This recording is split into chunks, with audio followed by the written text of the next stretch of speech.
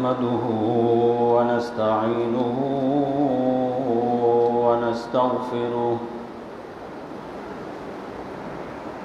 ونستغفره ونؤمن به ونتوكل عليه ونعوذ بالله من شرور أنفسنا ومن سيئات أعمالنا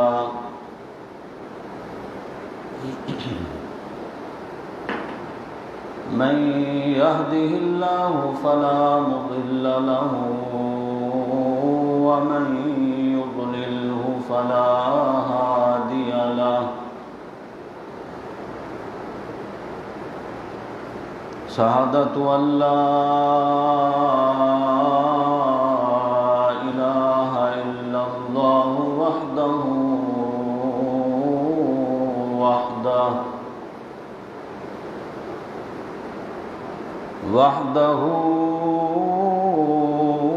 لا شريك له وأشهد أن محمدا عبده ورسوله أما بعد فأعوذ بالله من الشيطان الرجيم بسم الله الرحمن الرحيم يا أيها الذين آمنوا كتب عليكم الصيام كما كتب على الذين من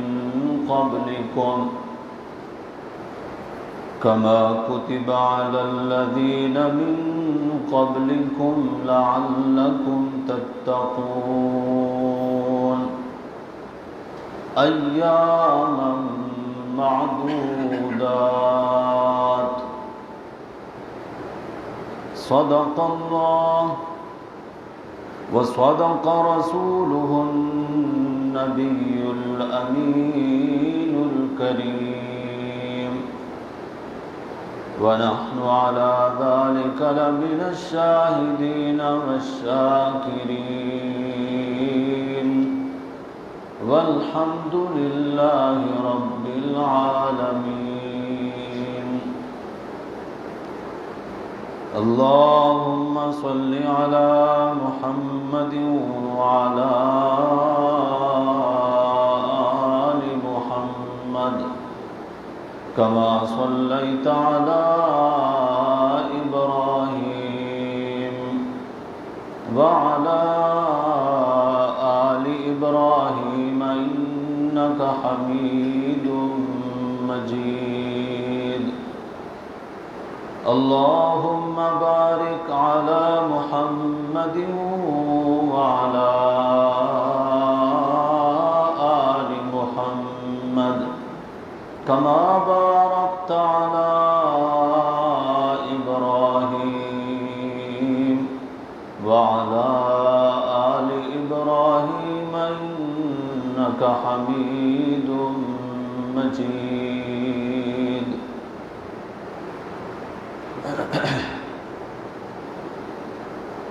بزرگان محترم، برادران عزیز،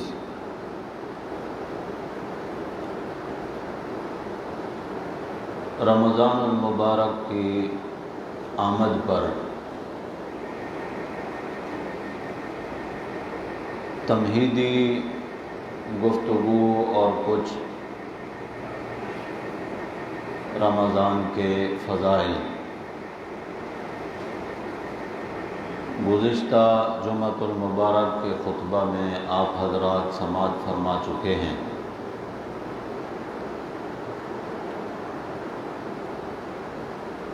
ایمان والے بندوں کے لیے رحمتوں کی برسات لے کر آنے والا اللہ کی طرف سے یہ عظیم مہینہ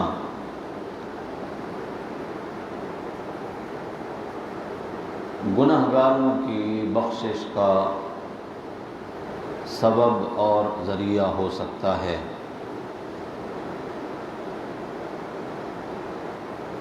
اگر بندہ مومن اپنے رب کی طرف رجوع کرے تو اللہ کی رحمت کو بھی اپنی جانب متوجہ کر سکتا ہے۔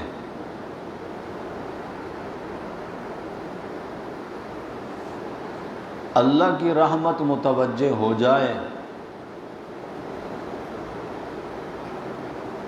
تو گناہوں کی معافی اور بخشش کا ذریعہ بنتا ہے، اور جب اللہ کی رحمت متوجہ ہو جائے، گناہوں کی بخشش اور معافی بھی ہو جائے، تو پھر جہنم سے آزادی کا پروانہ مل جاتا ہے۔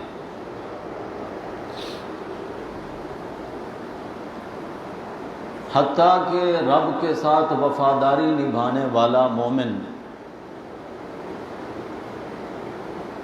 بطور شکرانے کے 2 رکعت عید کی نماز جب ادا کر کے اپنے گھر کو واپس لوٹتا ہے تو میرے نبی صلی اللہ علیہ وسلم فرماتے ہیں مغفور لہم، ان کی بخشش ہو چکی ہوتی ہے۔ اسی کی خوشی مناتا ہے، اسی کو عید کہتے ہیں۔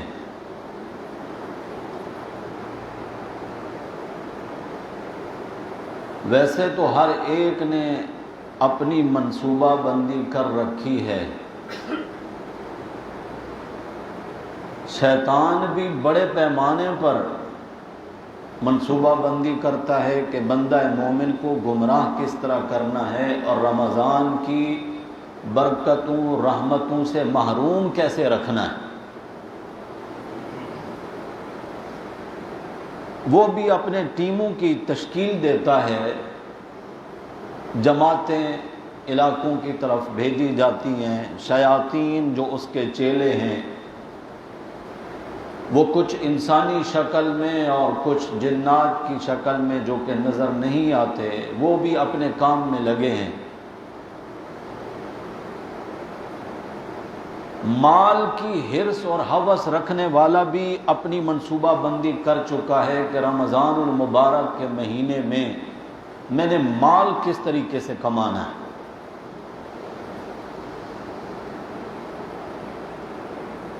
گنہگار مومن جو اب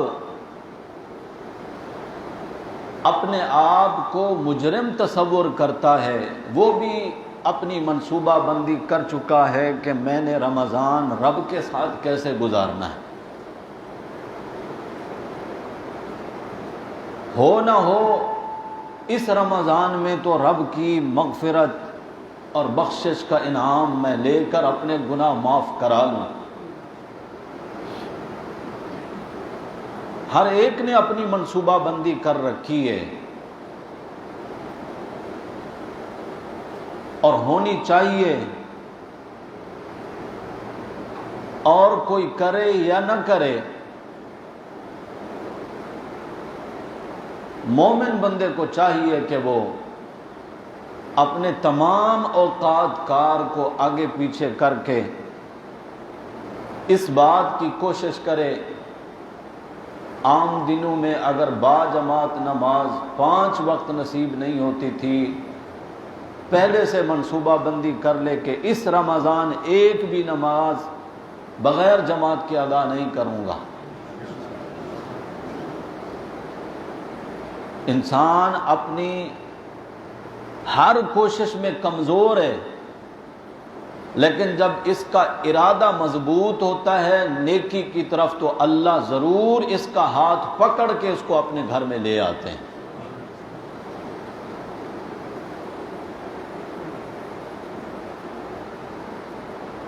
ہونی چاہیے یہ منصوبہ بندی۔ 11 مہینے مال کمایا ہے، یہ 1 مہینہ اللہ کی طرف سے رحمتیں اور برکتیں سمیٹنے کا ہے۔ عام دنوں میں قرآن کی تلاوت نصیب نہیں ہوتی، کم از کم رمضان میں خود تلاوت کر کے 3 ختم کروں گا۔ 3 نہیں ہو سکتے تو کم از کم ایک بار قرآن مقدس تو ختم کرنا چاہیے، اور یہ کوئی مشکل نہیں۔ 24 گھنٹوں میں سے آپ بے شک اللہ کی توفیق سے تراویح میں مکمل قرآن پاک سنیں، سننے کا ثواب الگ ہے، پڑھنے کا ثواب الگ ہے۔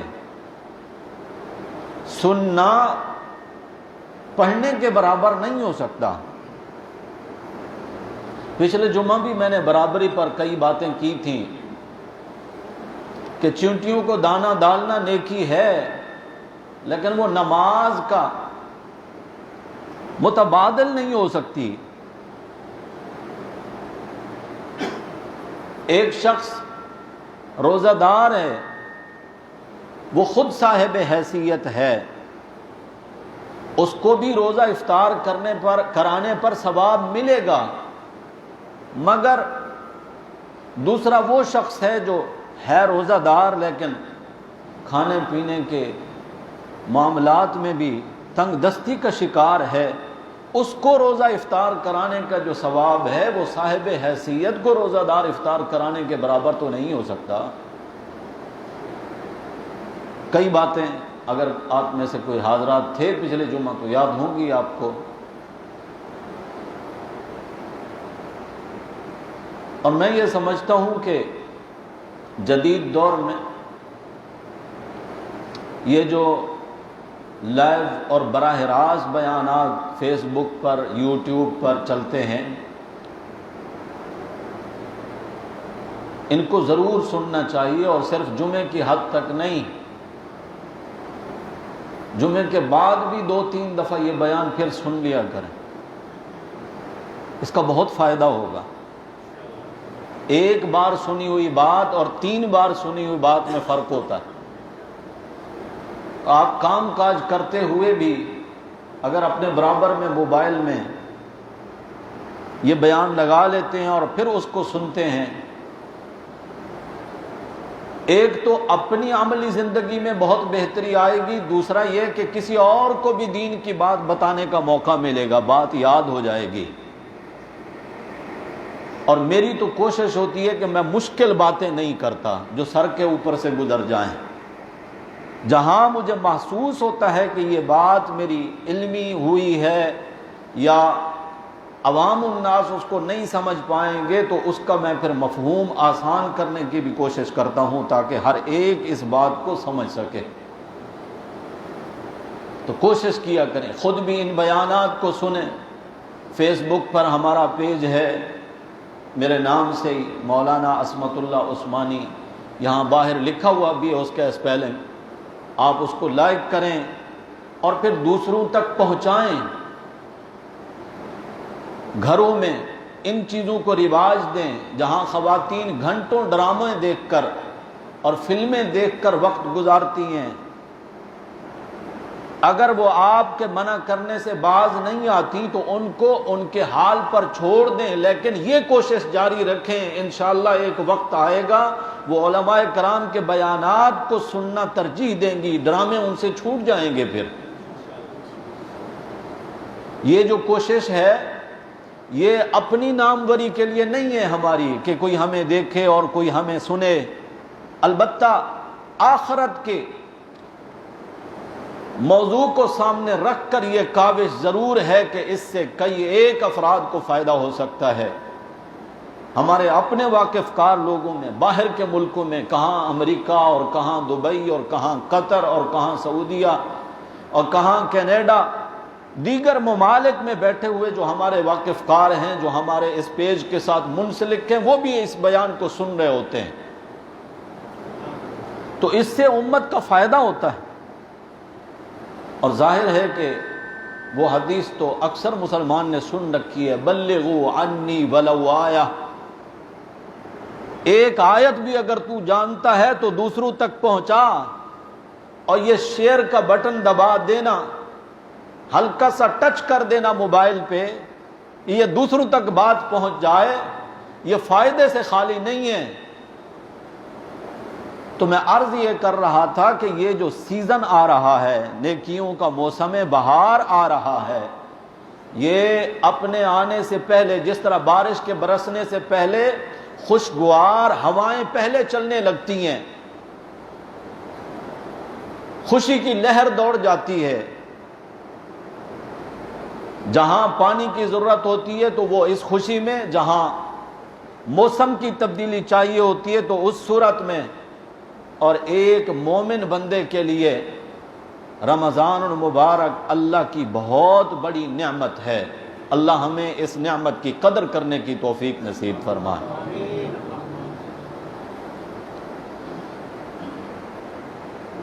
کئی ایک ہمارے بھائی ایسے بھی ہوں گے،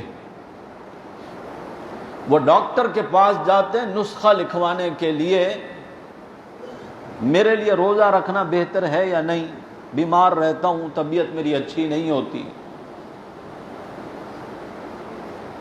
اور ڈاکٹر بھی کون؟ جو خود دیندار ہے ہی نہیں، اس کو روزے کی قدر و منزلت کا پتہ ہی نہیں، اس نے فیس لینی ہے، پرچے پہ لکھ دینا ہے۔ ڈاکٹر کے لکھ دینے سے روزہ معاف نہیں ہوتا، اور ہم جب مریں گے ہماری قبر میں ڈاکٹر تو رہ گیا دور، اپنے ماں باپ اور قریبی عزیز بھی کسی نے نہیں آنا، جان قربان کرنے والی ماں بھی اپنے بیٹے کو اپنے ہاتھوں رخصت کرتی ہے، سائبان بن کر شفقت کرنے والا والد بھی اپنے بیٹے کو اپنے ہاتھوں سے مٹی ڈالتا ہے اس کے اوپر۔ کسی نے قبر میں کام نہیں آنا۔ یہ معاملہ بندے کا رب کے ساتھ ہے، اللہ کو پرچے دکھا کر مطمئن نہیں کیا جا سکتا، کیونکہ اللہ ہی وہ ذات ہے جو اصل حقیقت کا ادراک کرنے والی اور جاننے والی ذات ہے۔ اللہ کو پتہ ہے، وہ رب جس نے کئی مقامات پر قرآن میں کہا لا یکلف اللہ نفسا الا وسعها، ہم نے کسی انسان پر اس کی وسعت سے بڑھ کر بوجھ ڈالا ہی نہیں، اور اگر واقعی تو بیمار ہے تو اس کے لیے شریعت رخصت دیتی ہے، اس کے لیے کسی پرچے لکھوانے کی ضرورت نہیں۔ ہم نے خود دیکھا ہے جن کی ساری زندگی نماز روزے میں گزری ہے، آج اگر بڑھاپے میں یا بیماری کی وجہ سے وہ سجدہ کرنے پر قادر نہیں ہے تو ہم نے بلک بلک کر روتے ہوئے ان کو دیکھا ہے۔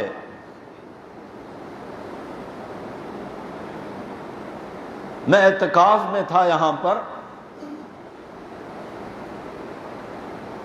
ہمارے یہاں جمعے کے ساتھی رہے ہیں، اب یہاں سے دور شفٹ ہو گئے ہیں، بوڑھے ہیں، وہ یہاں مجھ سے ملنے کے لیے آئے، اور بات کرتے ہوئے اتنا درد کے ساتھ اور کرب کے ساتھ وہ رونے لگے نا، جس طرح ایک معصوم بچہ رو رہا ہوتا ہے۔ امام صاحب مجھ سے روزہ نہیں رکھا جا رہا، بتائیے یہ جائیں گے ڈاکٹر سے پرچہ لکھوانے کے لیے کہ میں روزہ رکھ سکتا ہوں یا نہیں؟ وہ رو رہے ہیں، میری ہمت نہیں بن رہی، میں بیمار ہوں، روزہ رکھتا ہوں تو جان جانے کا خطرہ بن جاتا ہے، لیکن مجھے دکھ بڑا ہے کہ میں نے ساری زندگی روزے چھوڑے نہیں ہیں۔ سمجھ رہے ہو میں کیا کہہ رہا ہوں؟ ان کا کرب کیا ہے۔ آج اگر اللہ نے توفیق دے رکھی ہے قدر کرنی چاہیے، اللہ نے صحت دے رکھی ہے، اللہ نے وقت دے رکھا ہے، اللہ نے کھانے پینے کی نعمتیں دے رکھی ہیں، اللہ نے آسانی اور سہولت دے رکھی ہے، تو پھر جان چھڑانے کے چکر میں نہیں رہنا چاہیے، کوشش کرنی چاہیے کہ مجھ سے اللہ کچھ کام لے لے، اور مانگنا چاہیے رب سے کہ اللہ جب تک میرے جسم میں جان ہے، سجدے کی توفیق، رکوع کی توفیق، تیرے سامنے ہاتھ باندھ کر کھڑا ہونے کی توفیق، تیرے گھر کو آباد کرنے کی توفیق اللہ ہمیشہ مجھے دیتے رہنا۔ میری زندگی میں کوئی ایک دن بھی ایسا نہ آئے جس دن میں سجدہ کرنے پر قادر نہ ہوں۔ اللہ قرآن میں قیامت کے دن کی منظر کشی فرماتے ہیں، یوم یدعون الی السجود وہم سالمون۔ کئی ایسے ہوں گے قیامت کے دن جن کو سجدہ کرنے کی دعوت دی جائے گی، رب آ گئے سامنے سجدہ کرو، اللہ فرماتے ہیں وہم سالمون، پیٹھ ان کی تختے کی طرح اکڑ جائے گی، باوجود اس کے کہ وہ اس دن سجدہ کرنا چاہیں گے مگر نہیں کر سکیں گے۔ یہ کون ہوں گے؟ جنہوں نے دنیا میں سجدے نہیں کیے رب کے، قادر تھے، کر سکتے تھے، نہیں کیے، آخرت میں سجدہ ریز ہونے والوں کے ساتھ یہ بھی سجدہ ریز ہونا چاہیں گے مگر سجدہ نہیں کر سکیں گے۔ اللہ ہم سب کی حفاظت فرمائے۔ پیارے نبی صلی اللہ علیہ وسلم فرماتے ہیں، اگر کسی شخص نے بغیر کسی عذر اور مجبوری کے روزہ چھوڑ دیا، فرمایا ساری زندگی، صرف رمضان نہیں، ساری زندگی وہ ہمیشہ روزہ رکھتا رہے، کوئی دن بھی افطار نہ کرے، یعنی ہر دن روزہ، کسی دن روزہ نہ چھوڑے، فرمایا ساری زندگی کے روزے ایک طرف، جو ایک روزہ رمضان کا بغیر کسی عذر کے چھوڑ دیا ہے وہ اس کی کمی کو پورا نہیں کر سکتے۔ اسی ایک حدیث مبارکہ کو سامنے رکھ کے آپ روزے کی قدر کا اندازہ لگائیں۔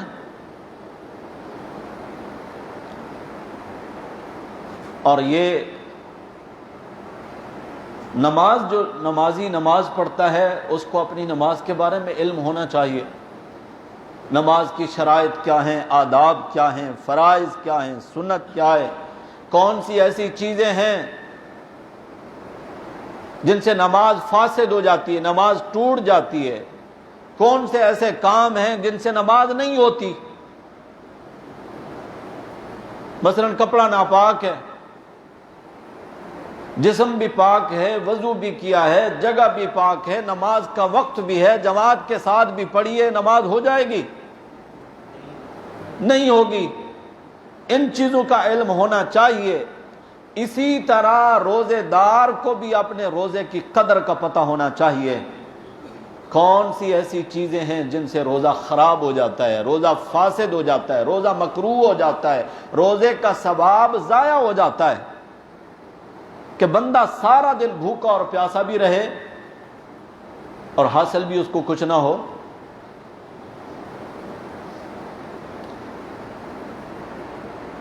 روزے دار روزے کی حالت میں جھگڑا نہیں کرتا، گالم گلوچ نہیں کرتا، روزے دار کے پورے جسم کو روزہ ہوتا ہے، صرف منہ کو روزہ نہیں کہ صرف کھانا پینا نہیں، کانوں کا روزہ، آنکھوں کا روزہ، ہاتھوں اور پاؤں کا روزہ کہ یہ ناجائز جگہ استعمال نہ ہوں۔ روزہ ہے، کان گانوں سے محفوظ نہیں، غیبت سے محفوظ نہیں، برائی سننے سے محفوظ نہیں، زبان برائی کرنے سے، غیبت کرنے سے محفوظ نہیں، گالم گلوچ کرنے سے محفوظ نہیں۔ تو ایسے روزے دار کے لیے پیارے نبی صلی اللہ علیہ وسلم نے فرمایا، ایسا روزے دار وہ بھوکا رہے یا پیاسا رہے، اس کے بھوکا پیاسا رہنے کی اللہ کو کوئی حاجت نہیں۔ جس طرح ہم کہہ دیں نا کہ اپنے پاس رکھ اپنا روزہ، ہمیں نہیں چاہیے ایسا روزہ۔ ہمیں کیسا روزہ چاہیے؟ جو گناہوں سے پاک ہو، آلودگیوں سے پاک ہو، کھرا اور صاف ہو، ایسا روزہ چاہیے جو محض میری رضا کے لیے۔ روزے کا اتنا بڑا اجر و ثواب، وجہ اس کی یہ ہے کہ روزے دار کی مشابہت ہو جاتی ہے اللہ کی نورانی مخلوق ملائکہ فرشتوں کے ساتھ۔ فرشتے ہیں، ان کا وجود ہے، وہ ایک اللہ کی مخلوق ہیں، وہ کھاتے نہیں، اور روزے دار بھی نہیں کھاتا، وہ پیتے نہیں ہیں، روزے دار بھی نہیں پیتا، وہ نفسانی خواہشات سے پاک ہیں، اور روزے دار بھی اپنی نفسانی خواہشات کو حلال جگہ پر بھی ادا نہیں کرتا، اپنی نفسانی خواہشات کو قابو کرتا ہے۔ یہ مشابہت ہے اس کی فرشتوں کے ساتھ۔ پھر کمال جبریل کا نہیں ہے، کمال میکائیل اور اسرافیل کا نہیں ہے، کمال ملائکہ فرشتوں کا نہیں ہے، کمال تو پھر حضرت انسان کا ہے، جس کے اندر مادہ بھی اللہ نے رکھا ہے، شہوت پرستی کا، شہوت کا مادہ بھی اللہ نے رکھا ہے، لیکن اللہ کے حکم کے سامنے جو حلال جگہ اللہ نے اس کو دی ہے، روزے کی حالت میں اس سے بھی رک جاتا ہے۔ کمال تو اس بندے کا ہے جس کے اندر یہ خواہش ہے ہی نہیں، اس کا کیا کمال ہے؟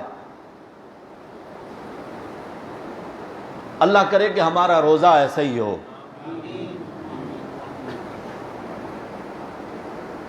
جتنی بھی ہم عبادات کرتے ہیں، نماز، روزہ، حج، زکوٰۃ، قربانی، نذر، نیاز، جتنی بھی عبادات ہیں، وہ صرف اس شخص کی قبول ہوتی ہیں جس کا عقیدہ اور ایمان درست ہے۔ یہ باتیں پوری توجہ کے ساتھ سننی۔ ہر سال میری کوشش ہوتی ہے رمضان المبارک میں اس موضوع کو بیان کرنے کی۔ رمضان سے پہلے ہی اس کی تمہیدی گفتگو اور ابتدا کر رہا ہوں۔ انشاءاللہ اللہ نے زندگی رکھی تو آئندہ اس موضوع کو آگے بڑھائیں گے۔ ایمان، عقیدہ توحید یہ ہے تو نماز بھی قبول ہے، روزہ بھی قبول ہے، حج بھی قبول ہے، زکوٰۃ بھی قبول ہے، صدقات و خیرات بھی قبول ہیں۔ اور اگر عقیدے میں کوئی گڑبڑ آ گئی تو پھر بندہ ساری زندگی اللہ کے سامنے سجدے میں پڑا رہے، اللہ کو ایسے سجدوں کی کوئی ضرورت نہیں۔ منافقین جو تھے، منافقین، قرآن پاک کی آپ تلاوت کرتے ہیں، کہیں پر منافقون کا لفظ آتا ہے، کہیں پر منافقین کا لفظ آتا ہے، وہاں پر منافقین کا تذکرہ چل رہا ہوتا ہے۔ اللہ نے بتایا، اور اتنا تو عام طور پر آسانی سے ہر شخص سمجھتا ہے کہ منافق کسے کہتے ہیں، جس کا ظاہر کچھ ہو اور باطن کچھ ہو۔ جو ظاہر میں ہو وہ باطن میں نہیں، جو باطن میں ہے وہ ظاہر پہ نہیں۔ منافق وہ لوگ تھے جو کلمہ پڑھتے تھے، نبی کریم صلی اللہ علیہ وسلم کی صحبت میں بیٹھتے تھے، پیارے نبی صلی اللہ علیہ وسلم کی اقتداء میں نمازیں پڑھتے تھے، صحابہ کی صفوں میں کھڑے ہوتے تھے، لیکن قرآن ان کے بارے میں کہتا ہے ان المنافقین فی الدرک الاسفل من النار، منافقین جہنم کے سب سے نچلے طبقے میں جائیں گے۔ نمازیں پڑھی ہیں انہوں نے، عام مولوی کے پیچھے کھڑے ہو کر نہیں، امام الانبیاء صلی اللہ علیہ وسلم کی اقتداء میں نمازیں پڑھی ہیں، روزے رکھے ہیں، جہاد کیا ہے، صحابہ کی صفوں میں کھڑے ہو کر نمازیں پڑھی ہیں۔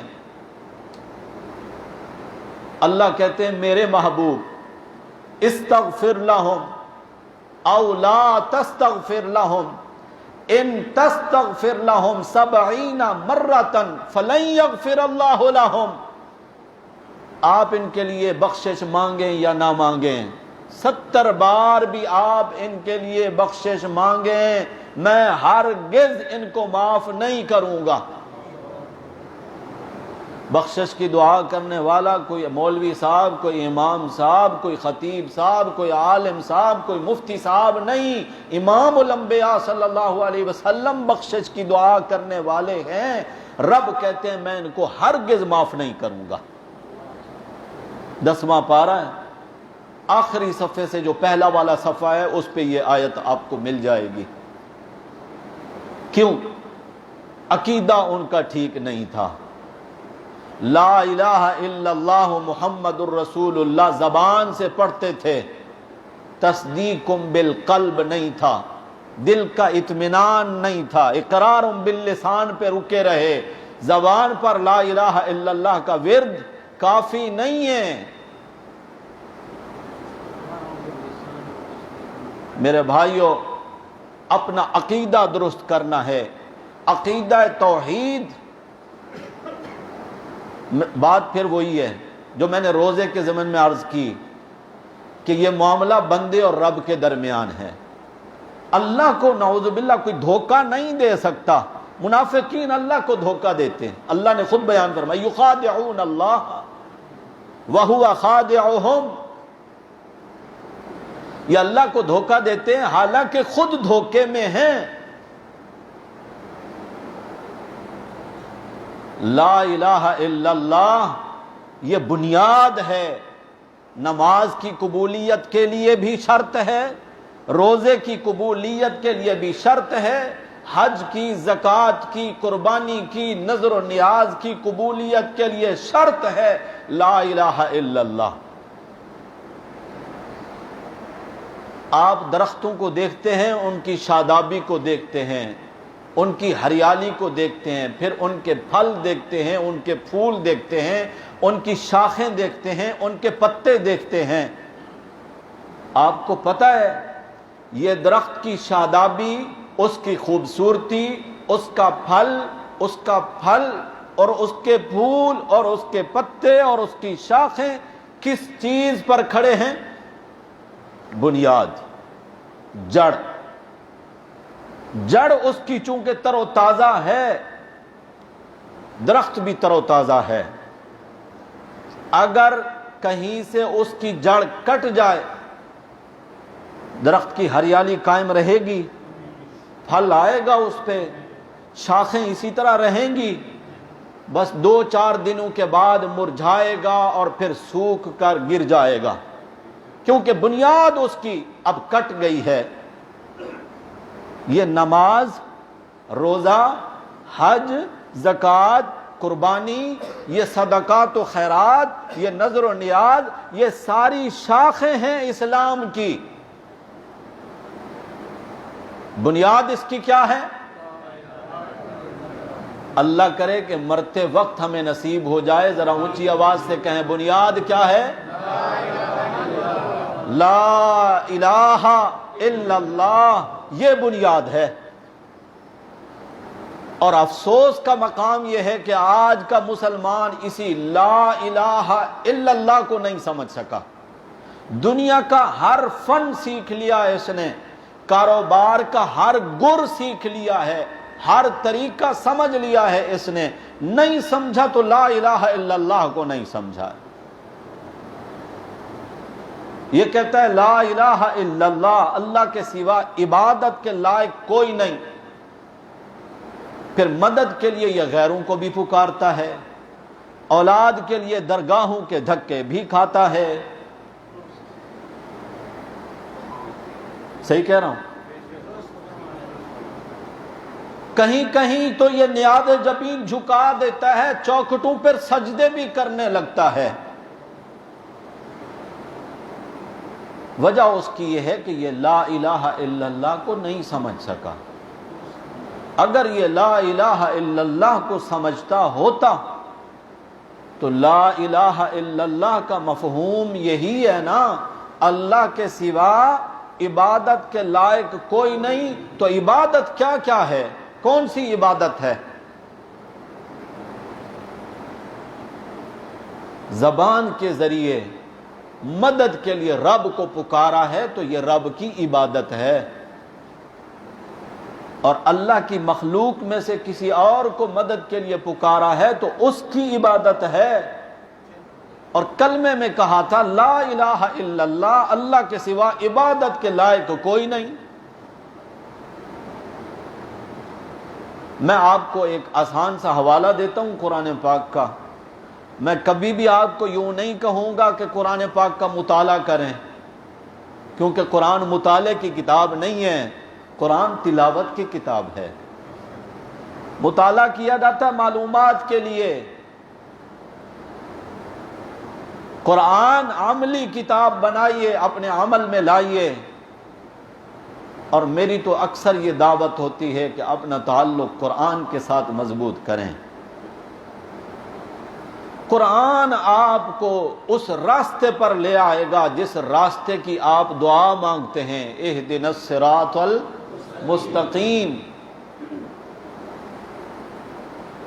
اگرچہ کوئی اس کی تشریح کرتا رہے کسی مکتب فکر، کسی فرقہ میں، کہ جی یہ دیوبندی، یہ بریلوی، یہ اہل حدیث، یہ فلاں، کہیں نہیں جاؤ، قرآن پہ آ جاؤ۔ قرآن اسی سیدھے راستے کی نشاندہی کرے گا۔ پہلی سورت جو قرآن پاک کی ہے سورۃ الفاتحہ، دوسری سورت ہے سورۃ البقرہ، اور تیسری سورت ہے سورہ آل عمران۔ سورہ آل عمران کی پہلی 5 آیتیں چھوڑ دیں، 3-4 آیتیں چھوڑ دیں، آگے یہی مضمون بیان ہو رہا ہے۔ اللہ رب العزت نے اپنی ذات کا تعارف کرایا ہے اس میں، کیونکہ یہ جو لا الہ الا اللہ ہے یہ مقصود کائنات ہے، یہ اصل روح ہے اس ساری کائنات کی۔ یاد رکھیے گا، غور کیجئے گا، یہ لا الہ الا اللہ یعنی عقیدہ توحید جو ہے، 1.25 لاکھ انبیاء علیہم السلام جو اللہ نے مبعوث فرمائے اس دنیا میں بھیجے، اسی ایک کلمے کے لیے بھیجے ہیں۔ آپ پورا قرآن پڑھ لیں اول سے لے کر آخر، کوئی نبی آپ کو کھیتی باڑی کے گر سکھاتا ہوا نہیں ملے گا۔ تذکرے ہیں نا قرآن میں نبیوں کے، کہیں نوح علیہ السلام کا ذکر ہے، کہیں ابراہیم علیہ السلام کا، کہیں سلیمان علیہ السلام کا، کہیں داؤد علیہ السلام کا، کہیں زکریہ علیہ السلام، حضرت موسیٰ، حضرت عیسیٰ، حضرت یحییٰ، حضرت لوط، دیگر انبیاء علیہم السلام کا ذکر ہے۔ کوئی نبی نہ کوئی باغبانی سکھا رہا ہے، نہ کوئی تجارت سکھا رہا ہے، نہ کوئی کھیتی باڑی سکھا رہا ہے۔ ہر نبی یہی دعوت دیتا ہوا آپ کو دکھائی دے گا، کیا؟ ہر نبی نے اسی بات کی دعوت دی ہے۔ ہمارا تو ایمان ہے نا، ساری کائنات میں پوری انسانیت میں افضل اور اعلیٰ انسان جو ہیں وہ انبیاء علیہم السلام ہیں۔ ان کو یہ جو مرتبہ اور شان اور عظمت ملی ہے ان کے منصب کی وجہ سے ملی ہے، اور ان کا منصب یہی تھا لوگوں کو ہر در سے ہٹا کر ایک در پر لانا۔ یہی وجہ ہے انبیاء علیہم السلام یہی دعوت دیتے نظر آتے ہیں، یا قوم، اے میری قوم کے لوگو، اعبدوا اللہ، اللہ کی عبادت کرو، ما لکم من الہ غیرہ، اللہ کے ساتھ اور کوئی الہ نہیں ہے۔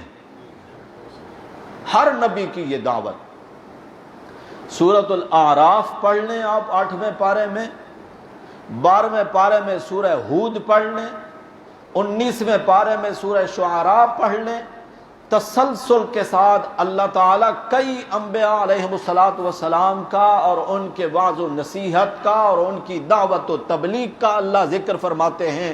ہر نبی کی دعوت میں آپ کو یہی چیز ملے گی، چونکہ ان کے ذمہ اونچا کام لگایا تھا اللہ نے۔ جب وہ اونچا کام انہوں نے کیا تو پھر وہ پوری انسانیت میں سب سے اونچے درجے پر فائز ہو گئے، سارے انسانوں سے افضل اور اعلیٰ بن گئے۔ ورنہ انسانیت کے لحاظ سے تو وہ بھی انسان، جو ضرورتیں میری اور آپ کی وہی ایک نبی کی۔ بیوی بھی ان کی، بچے بھی ان کے، کھانا پینا بھی ان کا، قضاء حاجت بھی ان کی، زخمی بھی وہ ہوئے، خون بھی ان کے نکلے، عام انسان کا بھی نکلتا ہے زخم کی حالت میں۔ ضرورتیں دنیا کے اعتبار سے تو نبیوں کی، عام انسانوں کی ایک جیسی، لیکن ہیں وہ ساری انسانیت سے افضل اور اعلیٰ اسی عقیدہ توحید کی دعوت کی وجہ سے۔ تو بات میں نے یہاں سے شروع کی تھی کہ نماز، روزہ، حج، زکوٰۃ اسی بندے کے قبول ہوتے ہیں جن کا عقیدہ درست ہوتا ہے، اور عقیدے کی درستگی کے لیے لا الہ الا اللہ کا سمجھنا بہت ضروری ہے۔ اللہ کون ہے؟ کہ اللہ کے سوا عبادت کے لائق کوئی نہیں، اتنی سی بات۔ لیکن آپ اس کو جب قرآن کے تناظر میں دیکھتے ہیں، اور قرآن بھرا پڑا ہے اس کی تشریح میں، قرآن جگہ جگہ بتاتا ہے کہ الہ کون ہے، الہ کہتے کس کو ہیں۔ تو سورہ آل عمران کا میں نے آپ کو حوالہ دیا ہے، اللہ آپ کو توفیق دے۔ آپ پورا سپارہ روزانہ نہ پڑھیں، ایک رکوع پڑھ لیں، لیکن ترجمے کے ساتھ اور تفسیر کے ساتھ پڑھ لیں۔ آپ دیکھیے گا آپ کی زندگی میں، آپ کے اعمال میں، آپ کے عقیدے میں کس قدر بہتری آتی ہے، اور کس قدر آپ کی رہنمائی کرتا ہے قرآن۔ جہاں کہیں دنیا کے معاملات میں، عقائد میں آپ بھٹک رہے ہوں گے نا، آپ کو ایسا محسوس ہوگا کہ قرآن نے میرا ہاتھ پکڑا ہے اور مجھے صراط مستقیم پر لا کھڑا کیا۔ اللہ فرماتے ہیں، آیت نمبر 6 ہے سورہ آل عمران کی، هو الذی یصورکم فی الارحام کیف یشاء۔ اللہ وہ ذات ہے، یصورکم فی الارحام کیف یشاء، جس نے تمہارے اماں کے رحم میں جس طرح چاہی تمہاری صورت بنا دی۔ پانی کا ایک غلیظ قطرہ، ناپاک نطفہ جب اماں کے رحم میں جاتا ہے، اللہ وہ ذات ہے جو اس پانی کے قطرے پر نقشے جمانا شروع کرتا ہے۔ کہیں خان صاحب تیار ہو رہے ہیں، کہیں سردار صاحب تیار ہو رہے ہیں، چودھری صاحب تیار ہو رہے ہیں، کوئی گورا بن رہا ہے، کوئی کالا بن رہا ہے۔ دنیا کا کوئی بھی کاریگر پانی کے اندر تصویر نہیں بنا سکتا، وہ ذات ہے، هو الذی یصورکم، صور تصویر سے، وہ ایسا مصور ہے، وہ تصویریں بناتا ہے، کیسی؟ کیف یشاء، فرمایا جس طرح چاہتا ہوں میں بناتا ہوں۔ آپ کے ابا اماں کی مرضی کے مطابق نہیں بناتا، خاندان والوں کی مرضی کے مطابق نہیں بناتا۔ یصورکم فی الارحام کیف یشاء، میں جس طرح چاہتا ہوں تمہاری تصویریں بناتا ہوں۔ لا الہ الا ہو، تصویریں بنانے والا ہی الہ ہے۔ اور کوئی ہے جو رحم مادر کے اندر کسی کی تصویر بنا سکے، کسی کو پیدا کر سکے؟ تو یہ ہے لا الہ الا هو العزیز الحکیم۔ اس سے پچھلی آیت جو آیت نمبر 5 ہے سورہ آل عمران کی، اللہ کہتے ہیں ان اللہ لا یخفی علیہ شیء فی الارض ولا فی السماء۔ لوگو، اللہ ہی وہ ذات ہے، زمین و آسمان کی کوئی چیز بھی اس سے مخفی اور پوشیدہ نہیں ہے۔ ہر چیز کا جاننے والا کون؟ ہر چیز کا علم رکھنے والا کون؟ ہر چیز کا جاننے والا، ہر ایک چیز پر قدرت اور اختیار رکھنے والی جو ذات ہے، لا الہ الا ہو، وہی الہ ہے، اس کے علاوہ کوئی الہ نہیں۔ یہ الہ کے مفہوم پر صرف ایک آیت میں نے ایک مقام قرآن پاک کا آپ کو سنایا ہے. انشاءاللہ زندگی باقی آئندہ جمعہ بھی اس موضوع کو آگے بڑھائیں گے کہ عقیدہ توحید اور ہمارا ایمان جس کی بنیاد پر بندے کے نماز، روزہ، حج، زکوٰۃ، صدقات، قربانی، نذر، نیاز قبول ہوتے ہیں، وہ بنیاد ہماری تاکہ ٹھیک ہو جائے اور مضبوط ہو جائے. بنیاد ٹھیک ہوگی تو بھوکا پیاسا رہنا بھی کام کا ہوگا، لاکھوں روپے خرچ کر کے مشقتیں اٹھا کر حج کرنا بھی کام کا ہوگا. اسی طرح 5 وقت اللہ کے گھر میں آ کر نمازیں پڑھنا بھی کام کا ہوگا. کسی کی انسانی ہمدردی کی بنیاد پر خدمت کرنا بھی کام آئے گا، ورنہ اللہ کے ہاں ایمان کی قدر ہے. ایمان نہ ہو تو پھر کسی عمل کی کوئی قدر نہیں. پہلا نمبر ہے ایمان کا. اور ایمان دوسرے لفظوں میں اس کو کہیں گے عقیدہ توحید. عقیدہ توحید اور ایمان یہی چیز ہے جو ہر عمل کی قبولیت کی بنیاد ہے. میں انشاءاللہ آگے چل کر آپ کو بتاؤں گا.